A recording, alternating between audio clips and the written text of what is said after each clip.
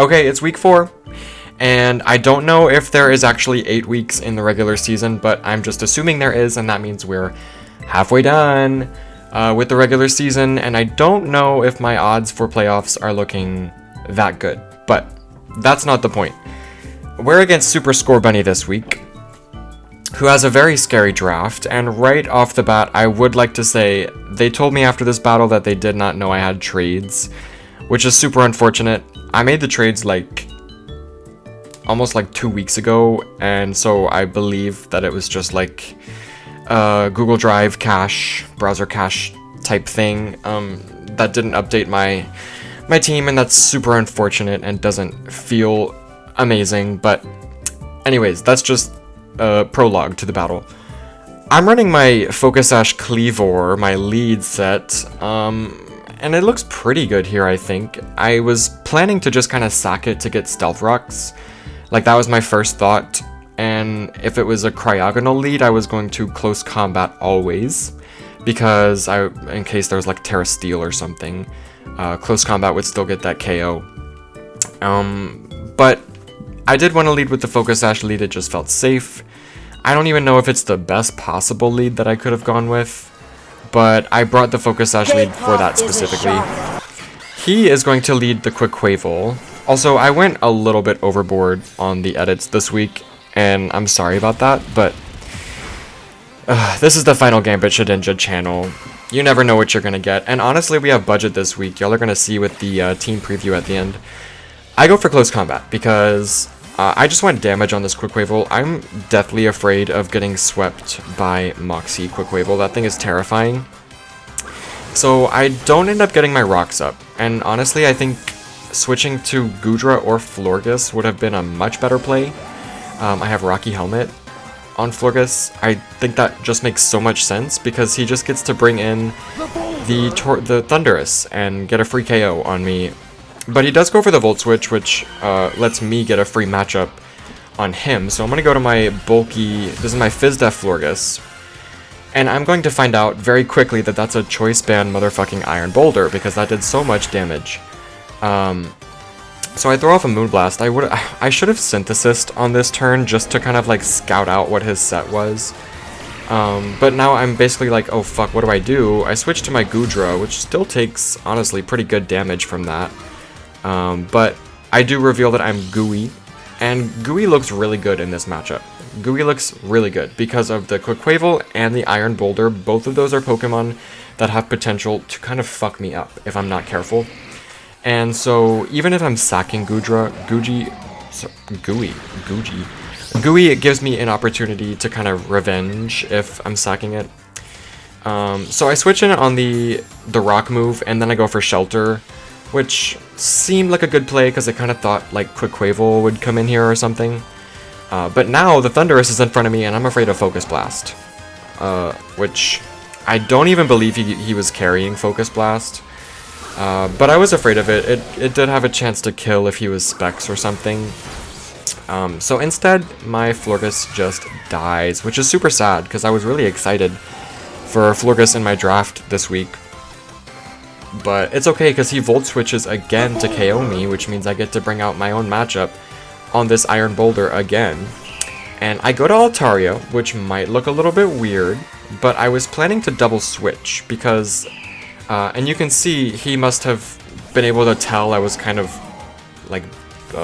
baiting him to attack me and Terrastalize or something, but I was planning to double switch the entire time into Gudra just to try to get him to lock into the Rock type move and give me a free turn. But this time it's Thunderous and Gudra again because we double switched on each other. But this time we both stay in with the Gudra and the Thunderous, and I'm actually carrying the Rock Slide, so I get a really, really big hit on this Thunderous, which does make a huge difference later on. I needed that damage because this thing is fast and just loves to switch and disappear before I can hit it, so that was really important damage. And he's afraid of the second Rock Slide, so I'm going to go for a Heavy Slam, expecting him to switch into the Sinistcha or the Iron Boulder or something. I knew he was going to switch, so Heavy Slam was just kind of a better bet. And he's Rocky Helmet. But that's fine. Goodra doesn't really need HP for anything except to take a hit and activate Gooey, to be honest. I'm going to switch into my Altaria because I could get burned and I could get paralyzed here, and I do have the natural cure, so if anyone is getting statused, it's gotta be Altaria. And with my Expert Belt Brave Bird, and thankfully he missed the stun spore, by the way. With my Expert Belt Brave Bird, I'm actually gonna get a super effective KO with Altaria. Whoa! Sorry, that was... I fucking hate Altaria. I was so excited to use it at the beginning of this season, but it's literally so fucking bad. Here, I could have just Brave Birded, and maybe I should have. I didn't think that it was gonna KO. It might be a roll, but even if it didn't KO, it would have guaranteed the Urshifu Aqua Jet range, so I think it was always correct to just Brave Bird. Instead, I just Dragon Dance and then I die because I get paralyzed, and once again he goes for the Volt Switch KO, which I find a little surprising because I don't really like that play when you knock something out with a switch move and then you're kind of vulnerable because you have to send out your Pokemon first. He goes to the Cryogonal, so I obviously just go to my Blunt Force, and I'm gonna whack this bitch. Actually, I'm not gonna whack this bitch, because I know that I'm not dead to Freeze Dry, so I see this chance to Swords Dance, and I see this chance to pretend like Freeze Dry doesn't have a freeze chance, and just play the game as if it doesn't exist. And thankfully I don't get frozen, so I can just Horn Leech, and fuck up that Cryogonal real bad, and go almost all the way back to full. Now, I do have Sturdy, and that's a huge deal for the Iron Boulder, who is the only Pokemon, well, Iron Moth as well, could speed tie me, but Iron Boulder is a huge threat because of the speed tier. It's 124, so I need my Sturdy to be active if I'm going to not lose to Iron Boulder. And like I said before, he didn't know I had trades, so his Iron Boulder actually was slow, and my Ogerpon was faster the whole time. But I didn't know that, and I played this game perfectly, considering the fact that Iron Boulder is faster. So I switched to the Goodra just to sack it to this close combat, and get him the speed drop, so I can bring back in my Ogerpon, and threaten my Revenge KO. And I'm going to go for Ivy Cudgel because he's -1 defense, so Ivy Cudgel is going to kill him anyways. But I expect him to switch into something that resists my Grass-type move. And I just absolutely bonk that Iron Moth on the head, and goodbye. I don't want to see that thing ever again. It was on my screen for like 2 seconds, and I fucking whacked it, so it's gone. So now he can bring back out the Boulder. He knows he's slower than me, but he knows that I don't know that, so he keeps kind of bluffing that he is faster, which he's not. And I'm going to switch to Urshifu into the close combat. The reason is because I have Aqua Jet, and I could be bluffing Scarf as well, but since he lowered his defense, he is dead to Aqua Jet. Aqua Jet was honestly really good in this matchup. But I'm going to make the right call and go for the U-turn here. That was really risky, because if he outsped me and close combated, the game might have been over, don't know. Although he is slow, I don't know. Maybe it wouldn't have been over, maybe it made no difference, but... so I U-turn and bring back out my Ogerpon, which just basically means I get to click buttons at this point, because I get to Horn Leech and go back to full HP. And when I'm at full HP, I have Sturdy, and that means the only Pokemon that can outspeed me can no longer KO me with close combat, so the game is effectively over at this point. I do apologize to my opponent that they didn't realize I had Ogerpon. Ogerpon kind of just fucked up their whole team, considering they didn't, like, speed calc for it. So that kind of sucks, but I still feel like I prepared very well and played very well for it, so... yeah, I'm just gonna click buttons and finish off the rest of these Pokemon, and that is the Week 4 game. Which, honestly, it was still a fun game. They're always fun. Ogerpon got 5 kills here, which is just very fitting. It's Ogerpon, what do you expect?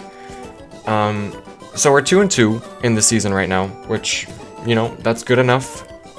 How can you complain? We're not negative, so, yeah. Team preview is coming up. Okay, so I want to go over my team this week, and the reason is because I spent like an hour making this graphic for absolutely no reason other than I was on the clock at work and I was bored. So, anyways, my opponent this week is Super Scorbunny, and they honestly have a scary team. Like, it's super fast and super offensive. The Iron Moth, the Iron Boulder, the Thunderous, potentially the Crocodile could be like Scarf Moxie or something. And of course, Quaquaval, which can set up and sweep my ass. So actually pretty scary Pokemon this week. My team is much more bulky offense. Also, of course, if you didn't notice, we do have some trades this week. I think we made a big improvement to the draft, honestly. Like, I wasn't really feeling like my draft was super solid, but we've got a really good fairy type in Florges. Florges is kind of fucking broken. In some ways, obviously. We've got Ogerpon Cornerstone, which is a huge steal. I couldn't believe that was available. Ogerpon, first of all, in this matchup specifically, Ogerpon just kind of fucks shit up. So, I was excited for that. And Super Scorbunny did inform me after our battle that they were not aware I had made any trades. And that sucks. That feels terrible. Because Ogerpon just kind of beat all of his Pokemon. So I'm sorry about that, but it's happened to me before. It's like a browser cache thing or something with the Google Drive spreadsheet. Anyways, you can see I put the little speed tiers there. The reason the speed tiers are very worrying is because I can't just go for like Choice Scarf Urshifu, because there's a potential that it will just be outsped by Iron Moth Dazzling Gleam, or Energy Ball, or Zen Headbutt from whatever that's called. Boulder. And it could be Choice Scarf Thunderous as well. So I didn't think Choice Scarf Urshifu felt that good, to be honest. Goodra feels necessary.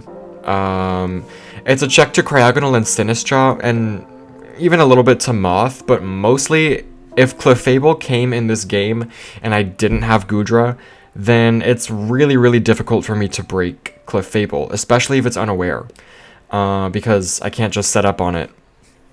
So I'm a bold Rocky Helmet Florges as well, because that kind of checks the physical attackers. So like the Iron Boulder and the Quaquaval and the Crocodile mainly are the things I'm concerned about here.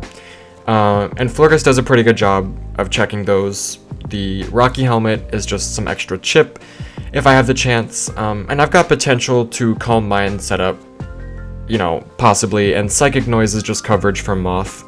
Because if I'm at +1 special defense, Iron Moth can't fucking touch me, let's be real. I have 154 special defense, I think, something crazy like that. Like I said before, Ogerpon Cornerstone goes crazy. Like, Ogerpon just wants to whack things with his stick, to be honest. And I put a Swords Dance on here and Low Kick. That's just guaranteed KO into a Impish Earthworm, I'm pretty sure. And also, it's 120 base power on Cryogonal for some reason, in case they wanted to like Terra Steel or something. As well as Crocodile, I guess. I don't know. I have Grass. Anyways, Low Kick is for Earthworm. Sorry, I'm not re-recording. You know what you get with my channel. Urshifu hits really hard, obviously, but it's a really awkward speed tier, and like I said about the Scarf, it's possible that it just gets outsped anyways, so instead I went for a bulkier set. I have quite a bit of special defense investment and an Assault Vest.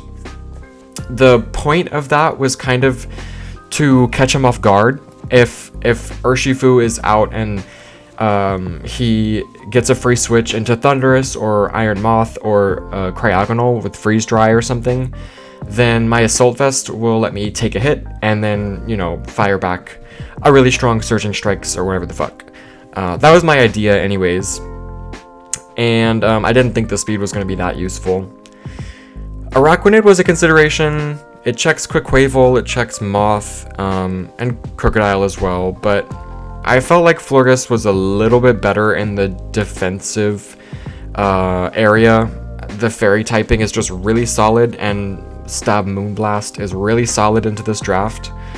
It's almost unresisted. And Orthworm has like 60 base special defense, so if I was at +1, it's a 2-hit KO, I'm pretty sure. Arbelieve is the same, like it's good, it's bulky. Arbelieve is kind of a boss sometimes, but Florges just felt like it accomplished what I needed it to the most. Donphan as well could have been good, could have used a spinner, but Donphan is kind of walled by Orthworm, it's kind of walled by Diplin and Sinistcha, so I didn't bring Donphan. It was too easy to wall, I think, and even Clefable, to be honest.